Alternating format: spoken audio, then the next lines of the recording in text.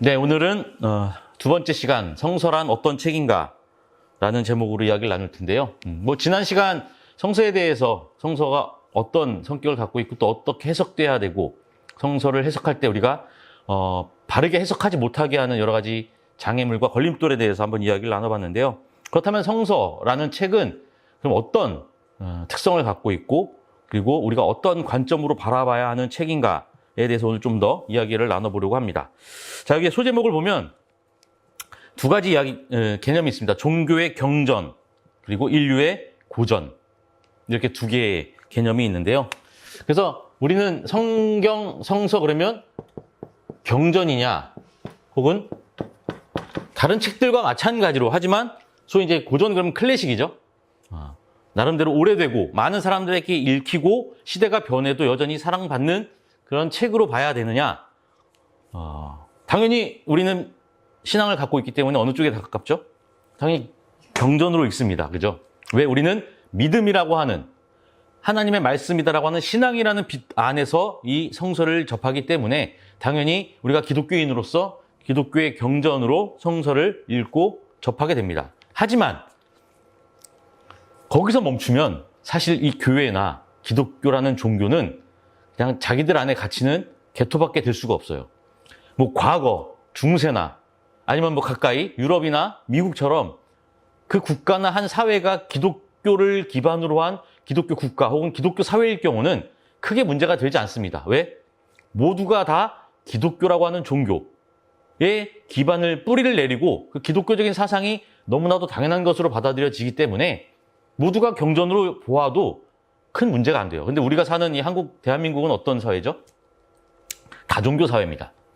물론 나 하나, 우리 가족만 신앙생활 잘해서 성경을, 하나님 말씀을 잘 읽고 바른 신앙인으로 살아가는 것이 중요하다. 그래서 우리가 교회의 구성원이 되어서 교회를 잘 읽어 나가는 것도 중요하다라고 생각할 수 있지만 사실 교회의 목적, 그리고 우리가 신앙을 갖고 신앙인으로 살아가는 목적은 이 땅에 하나님 나라를 확장하기 위해서입니다.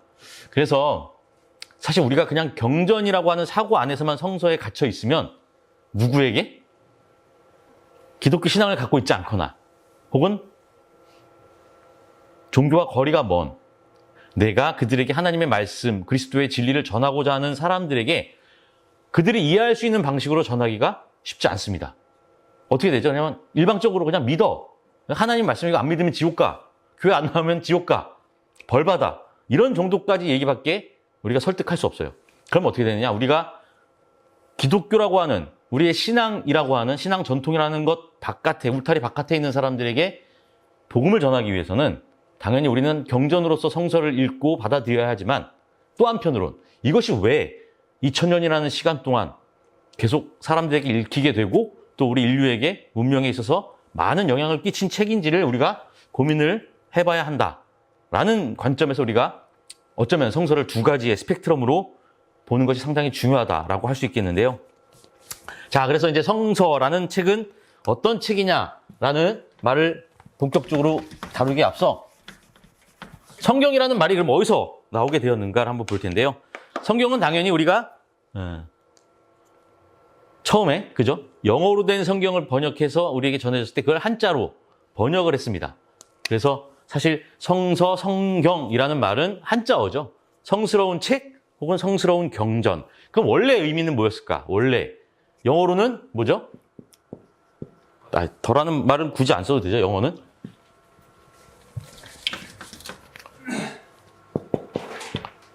대문자로 바이블이라고 씁니다. 그죠?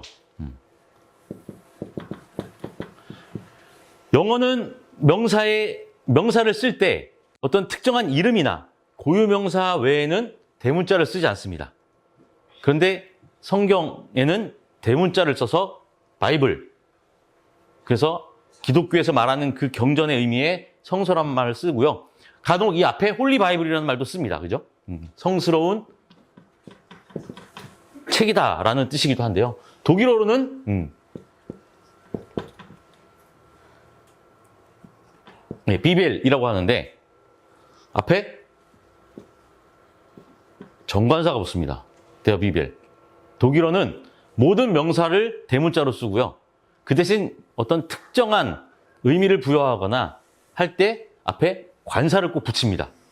자, 이 바이블, 비벨이라는 이 단어가 어디서부터 유래했는지를 볼 텐데요. 바로 여기 그림에서 보듯이 우리가 종이의 원료, 초기, 종이의 원료를 보통 그죠? 파피루스라고 부릅니다. 초기에. 지금은 그렇지 않지만 초기에 이집트나 근동 지역에서 처음 종이를 쓸 때 우리는 파피루스를 통해서 종이를 만들었다라고 역사 시간에 배웠는데요. 바로 이 파피루스가 가장 많이 생산되었던 그 도시의 이름이 비블로스라는 도시였습니다.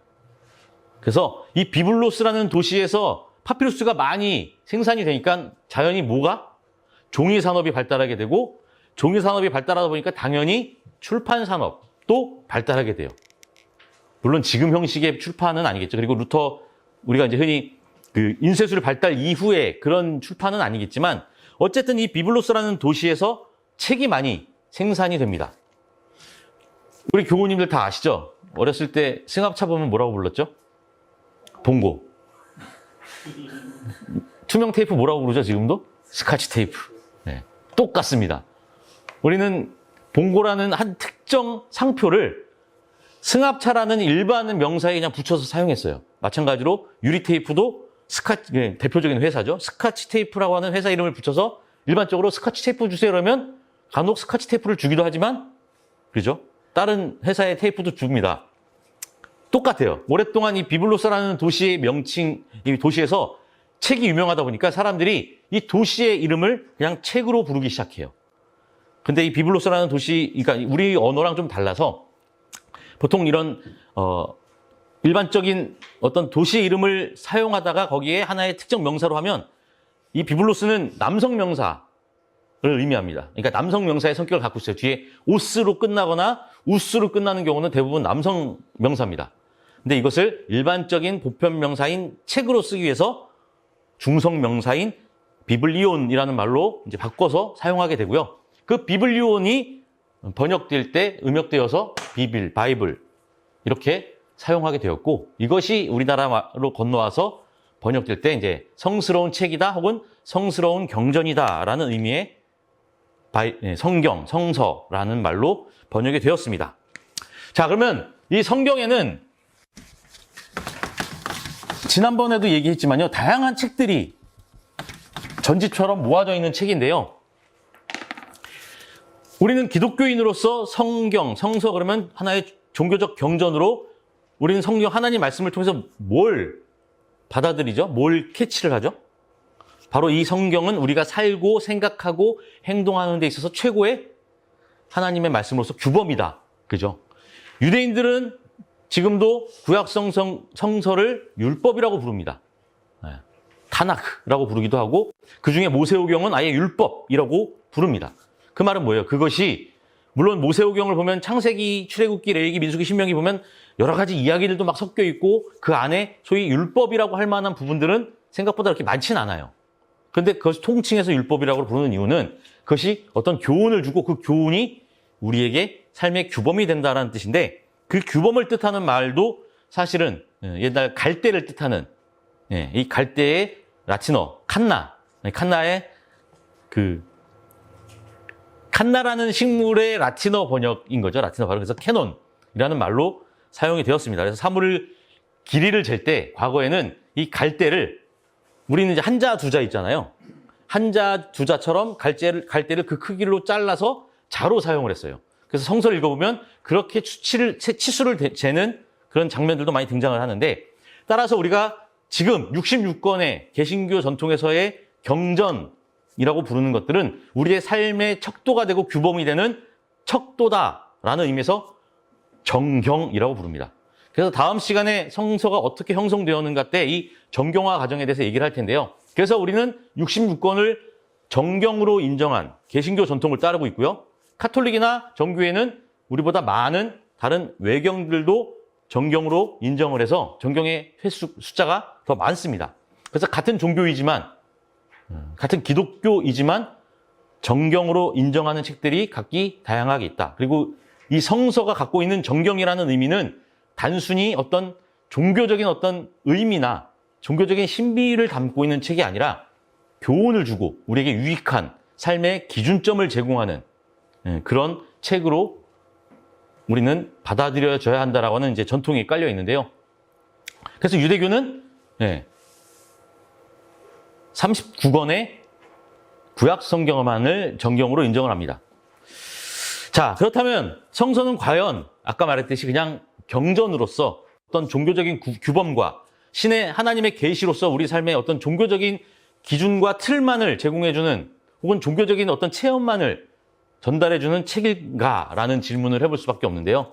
만약에 그랬다면 성경이 이렇게 오랫동안 인류에게 읽혀지거나 기독교 문화든 아니든 이 성경에 나와 있는 다양한 내용들이나 가르침이 우리의 문화와 문학 혹은 예술을 통해서 전달이 되었을까라는 의문을 가질 수밖에 없습니다. 쿠란도 이슬람의 경전으로서 상당히 그죠? 많은 사람들이 읽고 있어요. 지금 전 세계의 이슬람 인구가 약 16억에서 20억 사이라고 합니다. 그리고 기독교는 정체되어 있는데요. 이슬람은 점점 늘어나고 있어요. 뭐 물론 이제 기독교의 폐해 때문에 그렇기도 한데요. 그렇다고 해서 이 쿠란에 있는 내용들이 기독교의 성서만큼, 물론 쿠란은 성서보다 한참 뒤에 기록된 것이긴 하지만 과연 그렇게 영향을 미칠까요? 그렇지 않아요. 이슬람의 세계에서만 영향을 끼칩니다. 그런데 우리는 기독교인이든 아니든 이 성서가 기반으로 제시했던 문화의 어떤 영향 하에서 살고 있어요. 그렇다면 이것을 그냥 단순히 기독교 혹은 유대교 혹은 뭐 개신교의 경전으로만 생각할 수 있는 것인가? 의문을 풀 수밖에 없는데요. 자, 여기서 기준이 있습니다. 하나의 완성된 책, 66권의 정경으로 인정된 이 성서는 그 자체로 우리에게 종교적 규범을 제시하는 하나님의 말씀입니다. 그래서 우리는 기독교인으로서 성서를 읽어야 되고 하나님의 말씀으로 받아들여야 하지만 그 성서가 지금의 형태로 쓰여지기까지 혹은 그 성서가 쓰여질 당시 글 쓰는 사람들이나 혹은 그 사람들이 살았던 역사적, 사회적 상황들 그리고 그들이 사용했던 언어와 여러 가지 개념들 그것을 통해서 그들이 표현하고자 했던 주제의식들 이런 것을 쭉 우리가 파헤쳐 보면 단순히 완성된 종교적 경전으로만 볼 수 없는 어쩌면 그 당시의 시대상과 그 사람들의 생각들 그들이 고민하고 경험했던 것들을 녹여낸 인류의 보편적인 어떤 문화적 혹은 문학적 산물이 동시에 성경의 의미라는 것을 우리가 파악할 수 있습니다. 그래서 성서를 문학 작품으로 읽는다는 건 신앙이라는 것을 쏙 빼고 그냥 홍길동전 읽듯이 뭐 까라마초프의 형제들을 읽듯이 읽으라는 얘기는 아니에요. 아까 얘기했듯이 자칫 성서를 읽을 때 우리가 지나치게 어떤 특정한 교리나 종교적인 선입견을 깊게 깔고 혹은 그것을 전제해서 성서를 맞닥뜨릴 때 우리는 성서의 더 깊은 넓은 부분들을 읽거나 해석해낼 수 없기 때문인데요. 그래서 우리는 성경을 읽다 보면 구약부터 쭉 읽다 보면 우리가 갖고 있는 신앙이 있잖아요. 그죠? 하나님에 대한 신앙 고백이 있고 예수 그리스도에 대한 우리의 신앙 고백이 있고 그리고 오랜 시간 교회의 전통을 통해서 우리가 받아들여진 그 하나님의 속성, 그리스도의 진리에 대한 마음이 있는데 성서를 읽다 보면 그런 것들이 무참히 깨져버리는 부분들이 상당히 많습니다. 대표적인 예가 다윗이 예루살렘 성전을 짓기 위해서 이제 왕권을 강화하기 위해서 그죠? 블레셋과의 국경 지역에 있던 한 농가에서 법궤를 가지고 옵니다. 출애굽 때 모세가 받았던 십계명 돌판 2개, 아론의 지팡이, 그리고 첫 만나가 담겨져 있는 그 신비한 법궤, 하나님의 힘, 하나님의 어떤 뜻이 담겨 있다라고 생각하는 믿고 있는 그 법궤를 갖고 와서 그걸 기반으로 예루살렘 성전을 만들어서 왕권을 강화하려고 했어요. 근데 어떻게 되죠? 처음에 소수레에 싣고 오다가 수레가 휘청하니까 레위인이 손을 딱 대는데 죽죠. 그 얘기를 어렸을 때 저희 큰딸이 듣고 그날 밤에 저한테 자신은 교회는 아빠가 목사라서 나가겠지만 자기는 평생 기독교인이 될 수 없을 것 같다는 얘기를 하더라고요. 왜? 그거 손댔다고 죽이는 하나님이 무슨 사랑의 하나님이냐. 실제로 그래요. 그죠? 우리가 단순히 종교적인 어떤 우리의 기준, 관점 혹은 교리적인 틀 안에서만 성서를 읽으면 오히려 모순과 어떤 오류를 우리가 경험할 수밖에 없습니다. 그러면 어떻게 읽을 수 있느냐? 왜 그 얘기가 들어갔는지, 그 이야기가 지금 2000년 뒤 우리에게 전해주려고 하는 메시지가 무엇인지를 우리는 해석하고 읽고 숙고하고 성찰해야 돼요. 그게 바로 문학적으로 읽는다는 뜻입니다. 우리는 많은 소설이나 시나 문학 작품들을 읽을 때 그 말을 그대로 받아들이지 않아요. 그죠? 해석합니다. 홍길동전을 읽으면서 지금 2026년에 우리의 생각을 거기에 그대로 투영해서 읽는 사람은 없어요. 그죠? 혹은 마치 내가 조선시대 사람인 것처럼 그대로 그걸 받아들이는 사람도 없습니다. 그 사이에 벌어진 시간적, 공간적, 상황적인 거리를 인정하면서 그것이 지금 나에게 무슨 의미를 주고 있는지, 그 책을 쓴 저자는 도대체 이 얘기를 무슨 의도로 썼는지를 우리는 생각하면서 읽어요. 사실은 성경도 성서도 그렇게 읽어야 우리가 성서를 제대로 읽을 수 있다라는 겁니다. 근데 오랫동안 우리는 지난번 시간에도 얘기했지만 그 교리적인 가르침, 특정 종교 지도자가 제시하는 몇 가지의 기준점과 틀 안에서만 성서를 읽으려고 하다 보니 심지어 교회에서도 일부 성서의 책이나 구절들이나 이런 것들은 설교로 사용하지 않아요.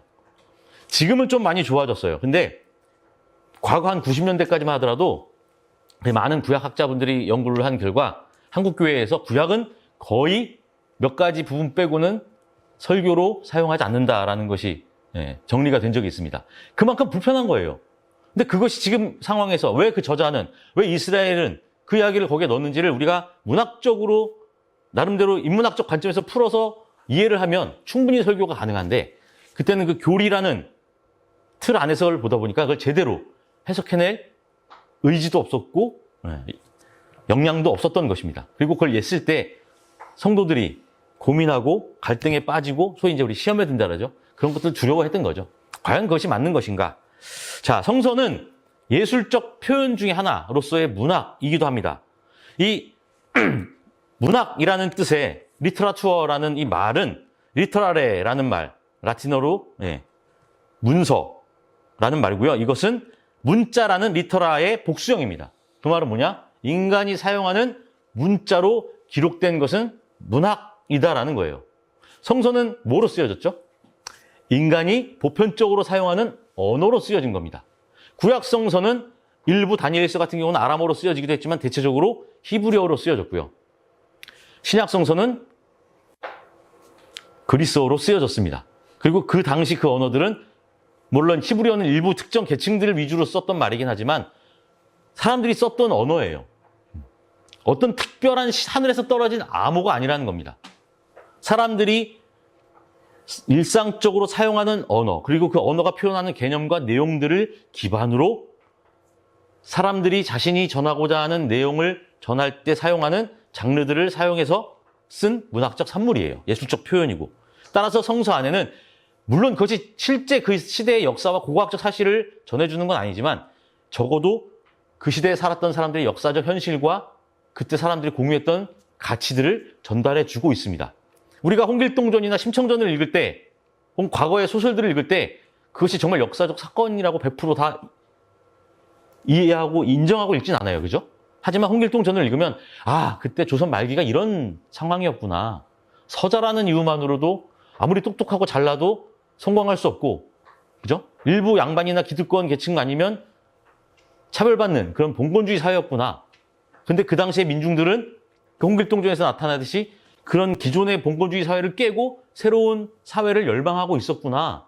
아, 그런 열매들이 바로 뭐 동학이나 이런 농민운동들일 수도 있겠구나. 이런 우린 역사적인 교훈을 그 허구의 작품인 홍길동전을 통해서 알게 돼요. 그건 진리입니다. 어떤 의미에서. 성서도 마찬가지예요. 성서 안에 성서가 어떤 신비로운 문자 혹은 어떤 신의 명령이나 음성을 그대로 받아 적은 책이 아니라고 하더라도 성서는 당연히 하나님의 의지와 뜻을 우리에게 전달해줘요. 그래서 우리는 성서를 하나님의 영감에 의해서 쓰여진 책이다라고 말합니다. 거기서 말하는 영감은 하나님의 영감은 그럼 우리는 뭐죠? 뭐 영감, 외불러 이건 아니고요. 그죠? 신이 직접 우리에게 뭔가를 줬을 때 그것을 그냥 투영해서 썼다고 하지만 그게 아니라 그 영감이라는 말은 원래 하나님의 영입니다. 하나님의 영으로 쓰여졌다는 말을 한자로 번역할 때 영감이라는 말을 썼는데 하나님의 영은 우리는 뭐라고 고백하죠? 성령이라고 고백합니다. 그리고 성령의 임재하시고 활동하심은 인간이 정해놓은 틀이나 관념 안에 묶여 있지 않아요. 우리가 생각지 못한 방식으로. 심지어는 악인을 통해서 선을 행하시기도 하고 지배자를 통해서 해방을 일구시기도 하는, 그게 뭐 대표적으로 페르시아 제국의 고레스 황제의 사건이기도 한데요. 어쨌든 우리는 하나님의 영이 그런 방식으로 인간이 생각하는 틀 안에 있는 존재가 아니라는 것을 인정하기 때문에 성서 또한 인간이 손으로 쓰여지고 인간의 언어로 쓰여졌지만 그 성서에 흐르고 있는 하나님의 영 혹은 그 성서를 형성하게 할 때 인간과 교통하고 인간을 인도한 그 성령의 인도하심을 통해서 성서가 쓰여졌기 때문에 성서는 하나님의 말씀이다라고 우리는 감히 고백을 할 수 있는 겁니다. 자, 그래서 성서는 객관적인 어떤 보고서가 아니에요. 마치 CCTV를 탁 찍어서 이 사실을 증명할 수 있는 객관적인 보고서가 아닙니다. 물론 CCTV도 한계가 있습니다. 그죠? 그래서 어떤 대상을 그대로 묘사하거나 그대로 베껴낸 것이 아니라 누군가가 어떤 문학적 서술 방식으로 그 당시에 살았던 구체적 현실 안에서 자신이 경험했던 여러 가지 사건들을 기반으로 그 안에서 자신만의 의미를 부여하고 신앙적 전통과 자신이 전하고자 하는 신앙의 의미를 언어로 표현한 것이 바로 성서입니다. 이거는 인류가 갖고 있는 모든 책이 다 마찬가지예요. 그 이슬람의 경전인 쿠란이 무슨 뜻인 줄 아시나요? 읽어라 라는 뜻입니다. 그리고 쿠란은 어떻게 전승이 되었다고 알려지냐면 무하마드가 메카에 있는 한 동굴에서 수도의 길을 걸을 때 천사 가브리엘이 와서 얘기를 해줍니다. 그리고 거기서 그가 들었던 내용들을 무하마드도 문맹이었어요. 예수님처럼. 자기가 기록을 못합니다. 그래서 그 자기가 들은 내용을 기록하는 신의 계시를 기록자에게 전달해서 한 2차에 걸쳐서 그 기록자들이 그 말을 받아줬고 편집하고 해서 만든 것이 쿠란이에요. 근데 이슬람에서 쿠란은 그 단어, 언어, 문자 자체에 알라의 힘이 있다고 믿습니다. 그래서 마치 우리가 도교에서 어떤 주문을 딸딸딸 외우면 그 주문이 힘이 되어서 신의 능력을 갖거나 신의 축복을 받는 것처럼 쿠란도 그런 성격이에요. 근데 기독교는 그런가요? 기독교의 성서는 그렇지 않습니다. 유대교 성서도 그렇지 않아요. 유대교의 성서를 보는 관점은 그 타나크라고 하는 구약 성서 39권, 하나님의 율법, 말씀이라는 것을 어떻게 주석을 달고 해석해서 일상생활에 적용하도록 만들어서 그것을 적용해서 하나님과 맺은 계약대로 살아가는 것이 목적입니다. 그런 의미에서 같은 계시의 종교이지만 조금씩 달라요. 기독교는 뭐죠? 원래 기독교의 출발은 뭐죠? 바울 공동체는 그 성서의 말씀뿐만 아니라 예수의 가르침을 늘 기억하고 나누고 회상하면서 그것을 일상생활에서 바르게 실천함으로써 이 세상을 하나님 나라로 바꾸는 것이 기독교가 성서를 바라보는 관점이었어요. 유대교, 이슬람교, 기독교 모두 같은 계시의 종교로서 나름 경전을 갖고 있지만 다르게 사용을 합니다. 왜? 보는 눈이 다르기 때문이에요. 그런데 적어도 기독교적인 관점에서는 우리가 꾸란을 보듯이 이슬람이 꾸란을 보듯이 성서를 읽을 수는 없습니다. 우리의 신앙 전통이 아니기 때문이고요. 사도들도 바울도 성서를 그렇게 사용하지 않았습니다. 자, 그래서 성서를 읽을 때 우리가 가져야 할 질문은 이게 진짜 팩트인가? 역사적 사실인가?가 아니라 이 성서의 저자가 이 글을 통해서 나에게 무엇을 전달하려고 하는가? 그가 무슨 의도로 이것을 기록했는가라는 것을 묻는 것입니다.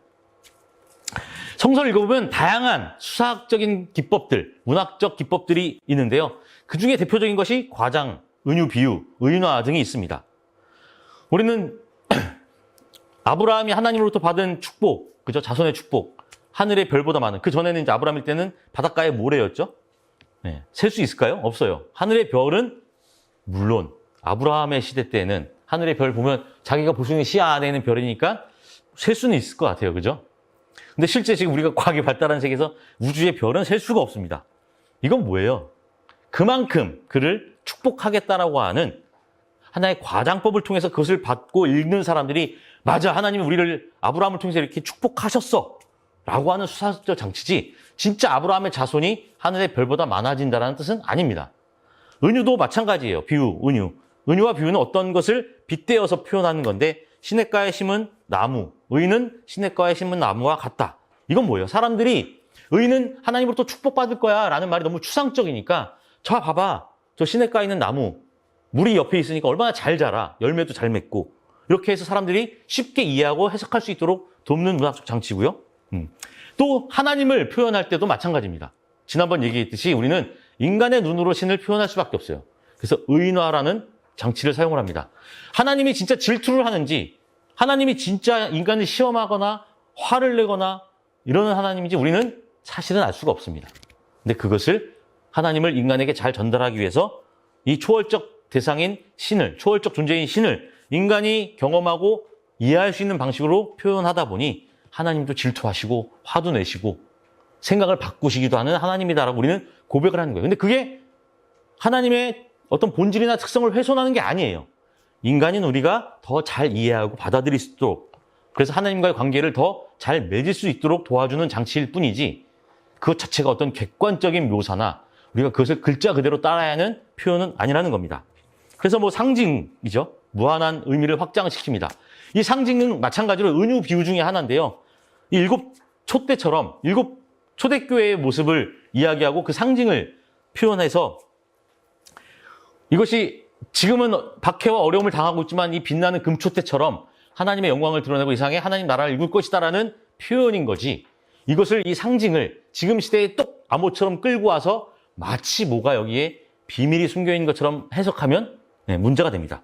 알레고리도 마찬가지예요. 사실 이 알레고리는 지금 나와 있는 포도원 주인의 비유에서 포도원 주인은 신을 의미하고 포도원 소작인들은 당시 유대교 타락한 지도자 유대인들을 말하는 거고, 그 주인 아들, 그죠? 그 소작인들에게 죽임을 당한 주인 아들은 예수님을 표현한다는 것을 우리는 그 이야기를 통해서 알게 돼요. 이 알레고리도 사실은 원래 비유 중에 하나입니다. 추상적인 개념을 어떤 구체적인 사안을 통해서 설명하기 위한 방법인데, 근데 이제 우리가 알고 있는 알레고리적 해석이라는 게 있습니다, 또. 이것이 이제 중세 때 발달한 건데요. 이 알레고리적 해석은 이 알레고리를 좀 더 종교적으로 발달시킨 것이다라고 쉽게 이해하시면 돼요. 그래서 마치 이것이 어떤 특정한 사안에서 특정한 의미로 다시 재상징화된다고 보시면 되는데, 사실은 그것은 성서가 쓰여진 어떤 그런 문학적인 비유의 방법을 중세 때 그 신화적 세계관, 신비의 세계관에서 나름의 방식으로 해석한 겁니다. 그래서 알레고리적 해석도 한때는 교회의 공식 해석 방식이었어요. 근데 지금은 모든 걸 알레고리적으로 해석할 수가 없습니다. 자, 요즘 오늘 뉴스를 혹시 보신 우리 교우님들 계실지 모르겠는데, 한 교회에서 목사가 히브리어를 막 마치 한자의 상형 문자인 것처럼 막 파지를 해갖고 글자를 따로 떼서 막 해갖고 막 마치 비밀의 암호인 것처럼 풀어서 사람들에게 이상한 이야기를 전해서 막 소위 성적 파트너를 바꾸거나 그죠. 그거는 소위 이제 언제부터 시작되었냐면 바이블 코드라고 들어보셨죠? 그게 이제 구약 성서에 특히 모세오경에 있는 이야기들의 그 히브리어를 그런 식으로 파지해갖고 마치 그 안에 비밀이 숨겨있는 것처럼 했던 것을 지금 사실 히브리어는 일반인들에게 거의 알려져 있지 않잖아요. 사실 라틴어나 그리스어 같은 경우는 서양어를 아는 사람들 나름대로 좀 알아요. 특히 뭐 의사나 이런 전문직에 있는 사람들은. 근데 이 히브리어는 정말 몰라요. 너무 낯선 언어고. 그러니까 그런 식으로 교묘하게 사람들을 현혹시키기 위해서 사용을 하는데 완전히 잘못된 해석 방법입니다. 그냥 히브리어는 그때 당시 썼던 사람들의 언어였고, 히브리어를 읽을 줄 아는 사람들은 누구나 일반적으로 보편적으로 이해할 수 있는 글인 거지, 그 히브리어 안에 뭔가 암호가 숨겨져 있다고 하는 건 성서를 완전히 왜곡하고 현혹시키는 사이비라고 보시면 됩니다. 성서는 수천 년 동안 걸쳐서 기록된 거고요. 각각 저자들이 자신의 모국어로 쓴 글일 뿐이에요.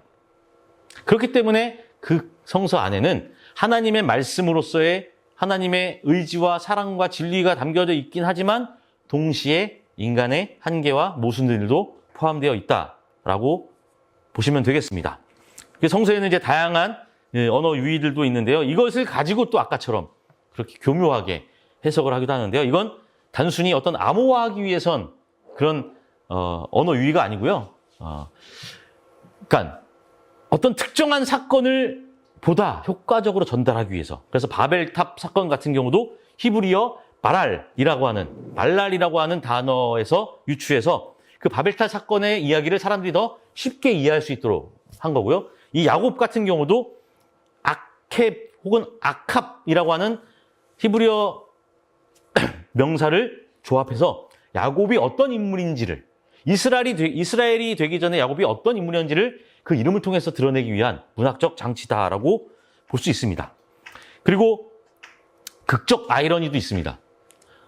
욥기 같은 거 보면 우리는 첫 장면부터 이 이야기가 왜 이 사건이 벌어진지 알아요. 그죠? 하나님의 천상의 법정에서 그죠? 이 의로운 욥을 하나님이 칭찬을 하니까 사탄이 욥의 죄를 고발하겠다고 욥을 시험하는 것부터 시작됩니다. 그럼 우리는 알아요. 사탄이 욥을 시험하는구나. 욥은 알아요? 몰라요? 모릅니다.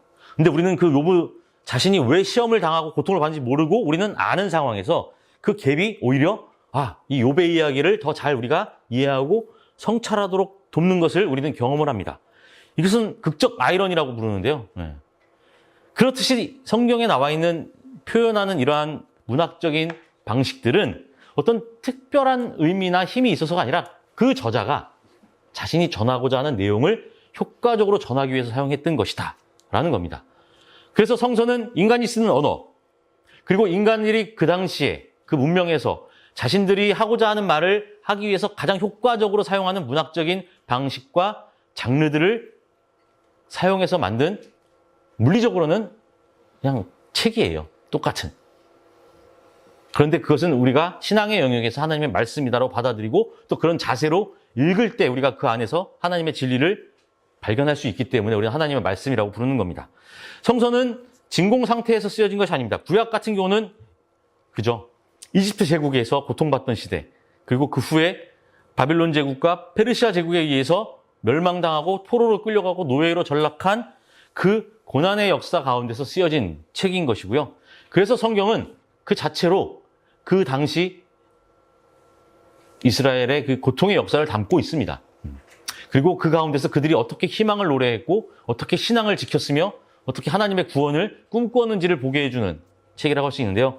사실 이 얘기는 참 요즘은 하기 힘든 얘기이긴 합니다. 지금 이스라엘의 행태를 보면 참 이렇게 이스라엘의 얘기를 하는 것 자체도 참 마음이 무거운 그 시대를 살고 있는데요. 신약 성서의 시대도 마찬가지입니다. 아주 철저한 식민의 그런 압제와 착취 속에서 쓰여진 책이고요. 우리는 예수가 갈릴리 지역에 있는 나사렛에서 태어났던 것을 알고 있습니다. 그 당시 이 갈릴리 지역 나사렛은 어떤 땅이냐? 한편으로는 예루살렘에 있는 유대교 지도자들에 의해서 착취를 당합니다. 그들은 성전세를 대야 했고요. 늘 율법을 어길 수밖에 없는 위치에 있는 하층민들이었기 때문에 또 성전에 가서 제물을 사서 바쳐야 했던 사람들이었습니다. 그리고 북쪽을 다스리는 헤로데 왕에게, 분봉왕에게 세금을 내야 했고 또 남쪽에 있는 총독에게, 로마의 황제에게 바치는 세금을 내야 했어요. 그리고 대부분 이 북쪽에 있는 사람들은 그러니까 소장농이었습니다. 혹은 농노. 그럼 그 지주들은 누구냐? 일부 로마인이나 아니면 예루살렘에 있는 사람들이었어요. 그럼 그들은 또 누구에게 세금을 내야 돼요? 땅 주인에게도 세금을 내야 됩니다. 거의 4-5개의 세금을 내면서 착취당하고 살았던 사람들이 예수 그리스도를 만남으로써 혹은 예수의 사건을 경험함으로써 그가 하나님의 아들이고 그 예수의 가르침을 통해 예수의 부활하심을 통해서 이 땅에 새로운 하나님 나라가 열릴 것이라는 것을 꿈꾸었던 사람들의 신앙 고백 혹은 그 과정에서 전해졌던 가르침과 이야기들이 담긴 것이 신약 성서입니다. 우리는 이러한 역사적 상황, 배경들을 알고 읽을 때 이 말씀이, 이 구절이 우리에게 지금 무엇을 말하려고 하지? 이 저자는 왜 여기서 이런 이야기를 사용하고 이런 기적 이야기가 들어갔고 이런 개념을 썼을까를 조금 더 우리의 실존과 삶의 영역 안에서 쉽게 이해하고 적용할 수 있도록 도움을 준다라고 볼 수 있습니다. 그래서 성서를 읽는 두 가지 시선. 첫 번째는 이제 우리가 신앙인으로서의 정경, 하나의 규범이고, 그리고 신앙 윤리의 척도이며 우리가 신앙인으로서 읽어야 하는 하나님의 말씀이라고 하는 정체성으로 성서를 봐야 하지만 동시에 인류가 오랫동안 함께 공유하고 읽었고 계승해왔던 문화 혹은 고전으로서 성서를 바라봐야 한다는 겁니다. 인류의 예술적, 문화적 산물로서의 성서, 그리고 지금까지 이루어온 인간의 문명과 사회와 문화를 이루어가는데 영향을 끼쳤던 책이기도 하고요. 그래서 그 안에는 보편적인 가치를 담고 있다라고 우리는 이해해야 합니다. 이게 되게 중요해요. 오래됐다라고 다 클래식이라고 안 그러죠? 그죠? 우리가 흔히 음악도 그렇고 예술 작품도 그렇고 클래식이라고 불리는 거에는 뭐가 있을까요? 그 안에 뭔가 시대와 공간을 넘어서는 보편적인 가치가 있는 것을 우리는 클래식이라고 불러요. 영화도 그렇고 소설도 그렇고. 그럼 그 보편적 가치는 뭘까요? 종교를 떠나 문화와 계층과 여러 가지 우리에게 주어진 사회적 배경을 떠나서 모두가 인정하고 추구해야 할 어떤 진리입니다.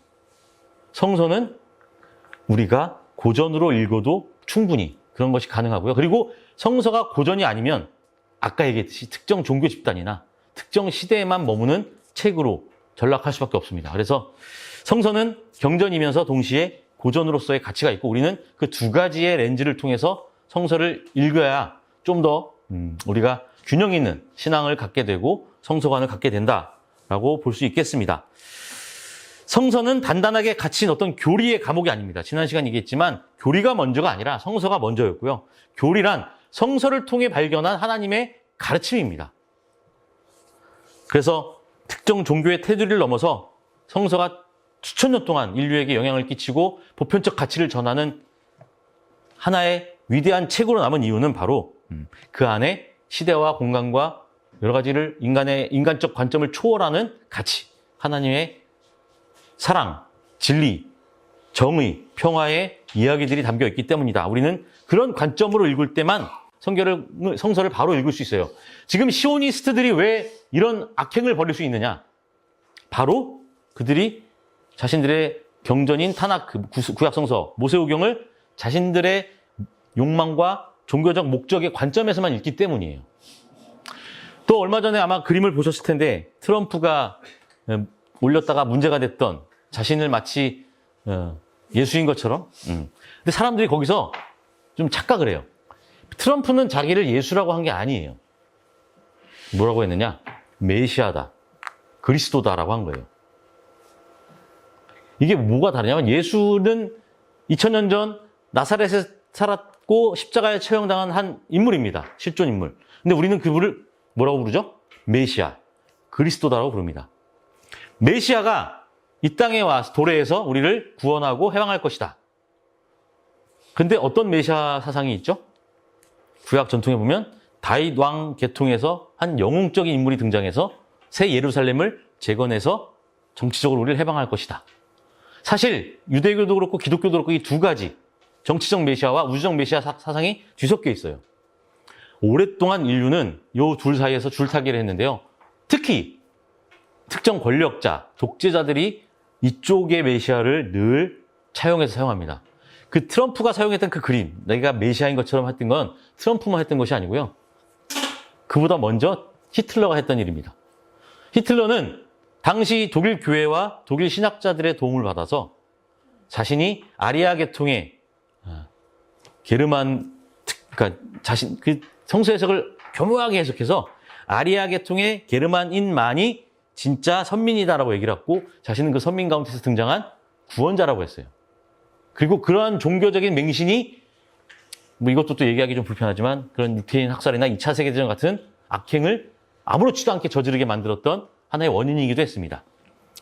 그래서 우리는 늘 어떤 특정한 교리나 혹은 특정한 틀 안에서만 성서를 볼 때 그런 위험에 빠지기 쉬워요. 즉 정치적인 메시아를 늘 꿈꾸게 되고 혹은 사이비에 빠질 수 있게 됩니다. 사이비 종교들이 제일 많이 하는 성경 해석 방식이 그런 거예요. 특정한 교리에 딱 맞추어서 특정한 단어나 구절에 특정한 의미를 부여합니다. 대표적인 게 하나님의 교회죠. 하나님의 교회는 원래 교주가 남자였습니다. 자기가 메시아였어요. 근데 그가 죽으니까 그의 아내가 메시아로 등극을 하죠. 그러면 뭐가 필요하죠? 그런 신학적인 증거가 필요하잖아요. 그래서 예루살렘을 이제 어머니 예루살렘이라고 부르는 부분을 딱 집어서 하나님이 어머니다. 그래서 이 하나님 어머니 하나님이 바로 지금 새롭게 교주가 된 이분이다. 이걸 가르쳐요. 그 독일에서 제가 이제 공부할 때 쉬는 시간에 이제 학교 앞에서 이렇게 도서관 앞에서 이렇게 쉬고 있는데 한국 사람 3명이 저한테 오더라고요. 봤더니 그 하나님의 교회에서 그 점도를 하러 온 사람들인데 저한테 막 그러는 거예요. 하나님이 어머니인 거 아셨냐고 그랬더니 제가 하나님이 성별이 있나요? 그랬더니 탁 그러더니 이제 그다음부터 저한테 안 오긴 하더라고요. 그렇게 읽게 된다는 거예요. 그러면 사이비가 등장을 하게 되고요. 그 사이비는 뭐가 위험하냐? 바다에 둥둥 떠 있는 쓰레기 같은 우리의 욕망의 찌꺼기들을 쫓도록 만듭니다. 사람들을 현혹시키고 마치 그 특정한 성서 해석을 가지고 나를 구원시킬 수 있는 것처럼 나를 부자로 만들어줄 것처럼 나만 천국에 가도록 만들어줄 것처럼 사람들을 현혹하게 됩니다. 그래서 성경은 우리가 나에게 지금 어떤 의미를 주는지, 그리고 오랜 시간 동안 그 안에 있는 무수히 많은 모순과 오류에도 불구하고 어떻게 하나님의 말씀으로 가치가 있고 인정받게 되고 우리가 하나님의 말씀으로 고백할 수 있는지, 그것을 먼저 깨닫고, 그리고 사실은 우리가 갖고 있는 여러 가지 사념이나 혹은 종교적인 선입견, 특정 교리에 매이지 않고 오히려 그 성서가 우리를 통해서 무엇을 말하고자 하는지 끊임없이 묻고 되묻고 고민하는, 어쩌면 지난 말씀 나누게 했던 것처럼 도마의 자세가 오히려 우리에게 더 중요한 것이 아닌가 생각이 들고요. 물론 도마의 그 신앙이 완성형은 아닙니다. 왜냐하면 예수님께서 보지도 않고 만지지 않아도 믿는 믿음이 더 좋다라고 얘기했기 때문인데요. 그렇다고 또 도마를 탓하지도 않았어요. 그 말은 뭐예요? 우리가 보고 만지고 하는 그 신앙을 통해서 어디까지 다달아야 한다? 보지도 않고 만지지도 않고 믿을 수 있는 신앙에까지 나아가야 한다라는, 저는 예수님의 메시지라고 생각을 합니다. 그래서 우리는 그러한 자세로 성서를 읽고 고민하고 성서와 씨름하며, 그리고 성서뿐만 아니라 우리가 살아가고 있는 이 세계와 역사와 씨름하며 함께 성서를 읽는 그런 신앙인의 자세로 성서를 대했으면 좋겠다라는 말씀으로 오늘 준비한 내용을 마치도록 하겠습니다.